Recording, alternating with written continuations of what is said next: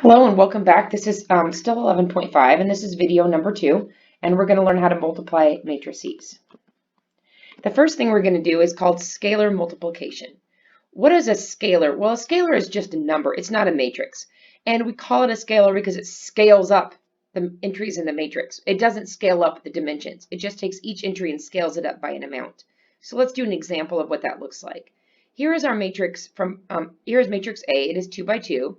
And what we're going to do is we're going to make a new matrix M that's equal to 3 times matrix A. And that means we're going to scale up each entry of matrix A. So M is equal to 3A, which is equal to each entry, I'm going to multiply by 3. 3 times 2 is 6. 3 times 1 is 3.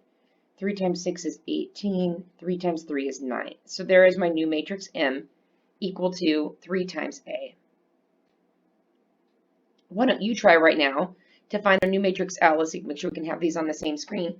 Try and find matrix L, which is 1/2 of A, so A scaled down a half. Pause the video and try and find matrix L right now.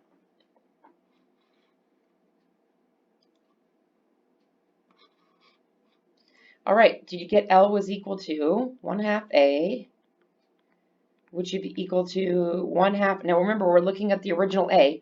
1/2 of 2, which is 1. 1/2 of 1, which is a half. Half of 6, which is 3. And half of 3, which is 3 halves. So there's our new matrix L. And that's multiplying a matrix by a scalar. All right, let's do a story problem sort of example with scalar multiplication and adding matrices. Suppose LBCC needs to add to its inventory of computers, tables, and chairs in 2 of its computer labs. Below is the school's current inventory. We want to increase the amount of the inventory in the labs by 15%.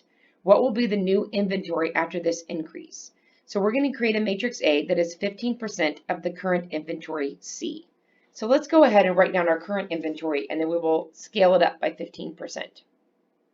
So C is our current inventory, and I'm going to put my data in. I'm just going to have it be 15, 16, 16, 27, 34, 34, and I'm going to have that be equal to, so the column gives us the lab and the row gives us either computer or computer tables or chairs. Now our new matrix M is 15% of the current inventory of C.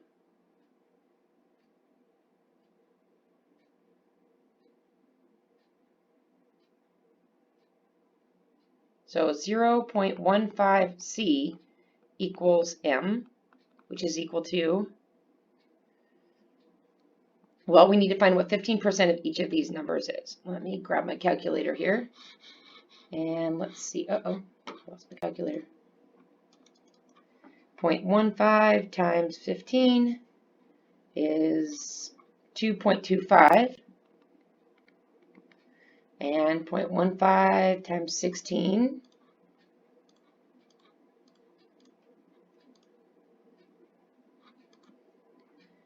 0.15 times 16 is 2.4.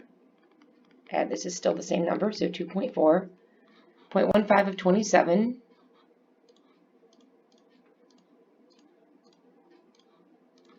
4.05. And finally 0.15 of 34 5.1. All right. So if we need to increase the inventory by 15%, M gives us the amount we need to increase by.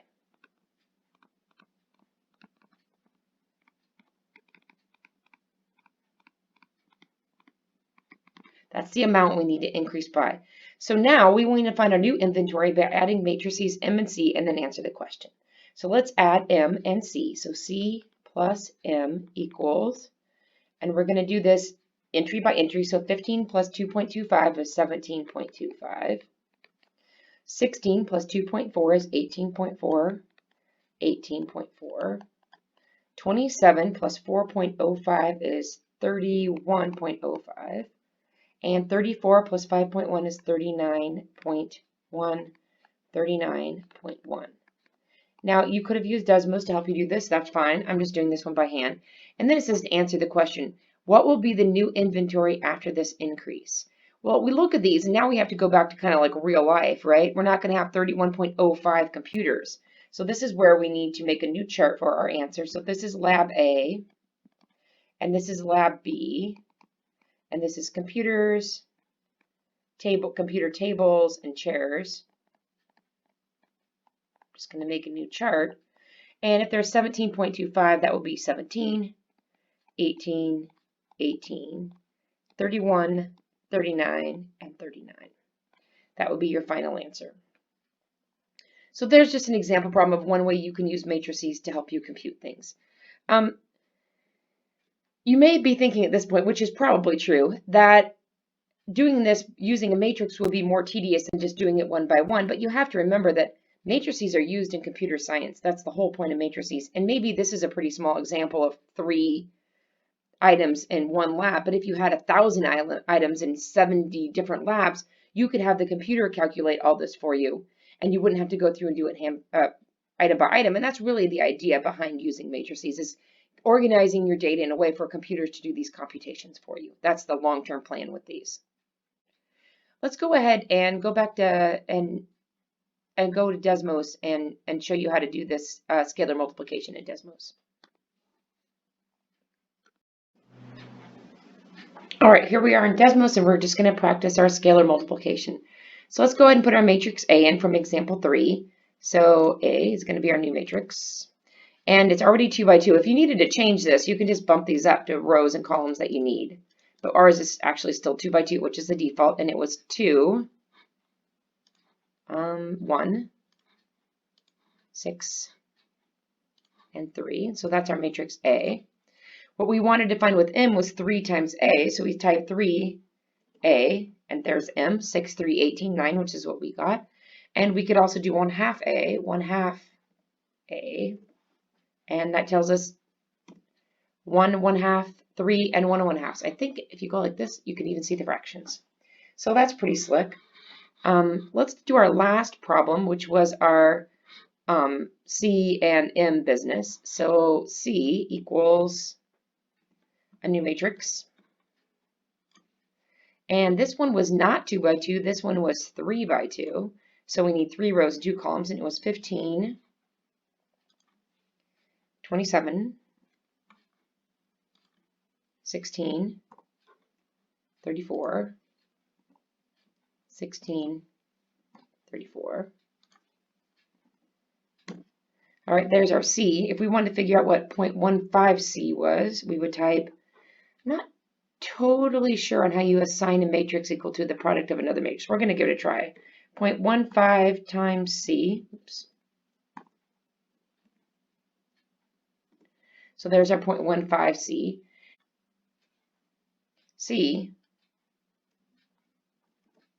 plus 0.15 C, which was our M, and there's our final answers. You would be able to round those. So you can use this Desmos calculator to help you do your matrix operations. Matrices are designed to be done on calculators.